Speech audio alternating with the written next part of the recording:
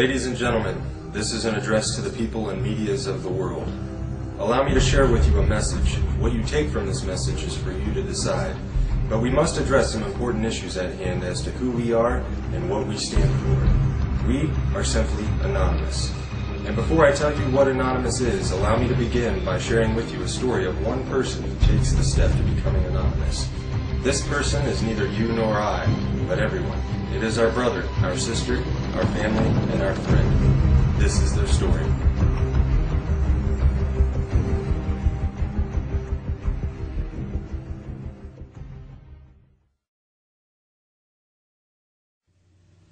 I awoke today much like any other. The alarm, the slight ache nagging in my back, the random ray of light sneaking through the curtain. Today was just like the last and a precursor to tomorrow. Every day was exactly the same. Wake up, coffee, cigarette, get ready, off to work.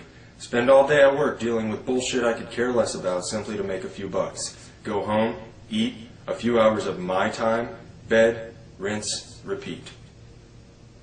And this is how today was different. Because today, it hit me. Today I recognize this system for what it is. Absolute bullshit. Today I identified within myself what life should be, rather than what is simply accepted. But why? Why do so many people become so completely dismissive to that tiny little itch deep within their souls that calls out to them, trying to remind them what this life could be? Or perhaps I should further emphasize my belief by saying what this life simply should be. Are we really here to be born into this world, raised as a child and molded into conformity, taught what is to be normal, how to think, what to say, how to live? We begin our young lives with constant indoctrination under the guise of education, only to grow up with higher expectations from all the garbage society shoves into our minds. Our obsession with idols, entertainment, and celebrities has us chasing unattainable wealth and fame until we finally realize that reality is knocking on our door and it's time to put the suit on and get that dream job everyone's always talking about. And why not? Maybe get a nice house in the suburbs, a nice car, enough money to live comfortably numb to the world around us. Maybe a nice little dog will do too. Yes, I think so. Sony has a new big screen? Why yes, I must have that. Right after I get the iPhone 15. We grow up being told who to be. We become that person we are told what to buy, what to wear, and how to be happy. And if you can't be happy, well, there's drugs to help. Then we get old, maybe buy a home in Florida, and then we die. Is this what we're here for? To be shaped into molds, taught to consume until the day we're put into the ground? My mind raced. Conformity, corruption, apathy, acceptance, oppression, violations of human rights. Millions of people suffering, starving, struggling. But why? Why does this have to happen, and how is this acceptable? Corporate bigwigs are living a high life while they rape the land we all share and steal our way of life. Our cultures are polluted by their preachings of capitalism and consumerism. Do we really even know ourselves anymore? Do you like what you see within yourself? Are you happy with the life you have, the struggle of your daily life and lives of others around you? Can you honestly justify that simply because things are going well for you at this present time, nothing needs to be done to change this world, to end the suffering and struggle of millions? Where has our compassion gone? Where's our passion for life? Fact, almost half the world, over 3 billion people, live on less than $2.50 a day. 3 billion people! At least 80% of humanity lives on less than $10 a day and live in countries where income differentials are widening. 22,000 children die each day due to poverty, and 1 billion live in poverty. That's 1 out of every 2 children in the world. Estimated to have reached $1.62 trillion in US dollars, representing a 50% increase since 2001.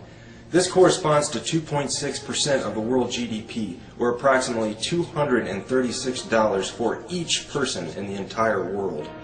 The United States, with its massive spending budget, is the principal determinant of the current world trend, and now at 43% of the world total, accounts for just under half the military. In fact, the National Police Misconduct Statistics and Reporting Project, NPMSRP, was started in March of 2009 as a method of recording and analyzing police misconduct in the United States through the utilization of news media reports to generate statistical and trending information.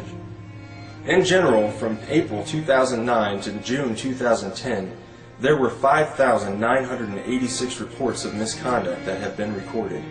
382 fatalities were linked to misconduct. Nearly $350 billion had been spent in related settlements and judgments. 23% of the reports from 2010 at the time of presentation were due to excessive force. 10.6% were linked to sexual misconduct in officers.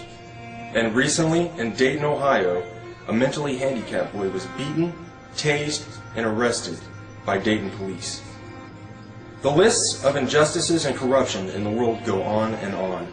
And now I ask again, how have we come to accept this? Simply because that is the way it is? If we as humans truly have souls, reason, logic, and compassion, then I say that accepting the unacceptably unjust is less than acceptable. Was this a sudden epiphany that burst in my brain, spontaneously igniting receptors and allowing my thought process to comprehend these matters specifically on this day? No, today was different because beginning on this day, I can no longer accept this insanity simply because that's the way it is. Today I can see the system before me, its gears turning, surrounding us from every angle as the machine swallows us whole. Today I brought my wrench. Today, my heart and soul ignited with the ideas that make me anonymous. Still an individual, I am also many. I am you, and you are me. We are one within our cause. Anonymous is not a group, nor is it a membership. Anonymous is merely an idea, the idea of true freedom, a world free of corruption, oppression, and tyranny where we can live our lives as we see fit and truly be ourselves and be accepted for it.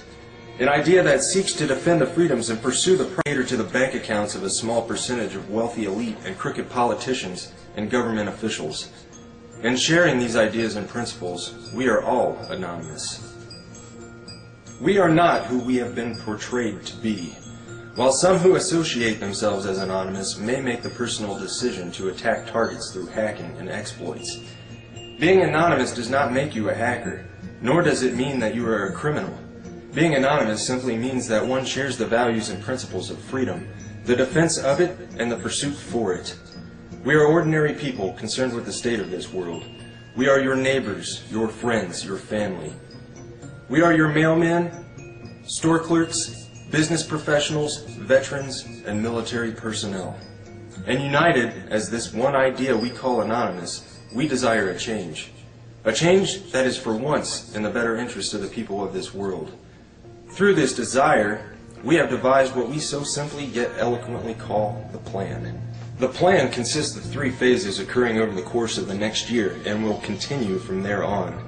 Since the launch on June 15, 2011, we have grown to over 50,000 members strong. Our actions and passion for our cause speak volumes for the sincere and pure motives of our movement. What do we desire? A more promising way of life, free of the constraints society has laid upon us, free of the division, a world with more transparent governments that work for the people instead of against them, where peace officers are serving the people once again rather than the establishment. A world where we can evolve as a world community, end these senseless wars, and settle our differences with nothing more than true diplomacy. We wish to have less corporate influence in our countries and in our daily lives. We want to see the return of Main Street and the gradual containment of Wall Street. And most certainly, we desire the ability to control our own economy by removing the powers that have been granted to the world banks. And to sum the many ideas we share into one statement, we desire a world that works together as human beings in the best interest of the people, decided by the people, rather than a world divided by race and nationality that functions solely for wealth and conquest. The phases of the plan are broken down ever so simply and yet complex in their own entirety. Phase 1. Assemble. Spread the message and begin educating yourself further on the corruption that takes place within our communities and our world as a whole. Share information and assist each other in developing new ideas for our own lives and our communities to improve the current condition. Phase 2. Organize. Continue spreading the message and education. Begin reaching out into your own community and building the unity and bond to strengthen the cause in your local areas. Learn what you can do to help others around you. Learn compassion and caring for others and ways you can improve the lives of others. Begin planning ways to address the important issues that stand between our communities and a better way of life. Phase 3. Mobilize. Our efforts come full circle, and we begin to share our dissatisfaction in organized mass unison with those who control the current structure of the system. Mass protests, boycotts, and other peaceful means of non-compliance will be used to set the message straight that we will no longer participate and tolerate this system of servitude. Our unity will be our differences will be our foundation. Our cause will be our offensive, and our dedication, intelligence, and philosophy will be our defense. Change is coming, and we can for once look forward to this change. United as one, divided by zero. We are anonymous. Expect us.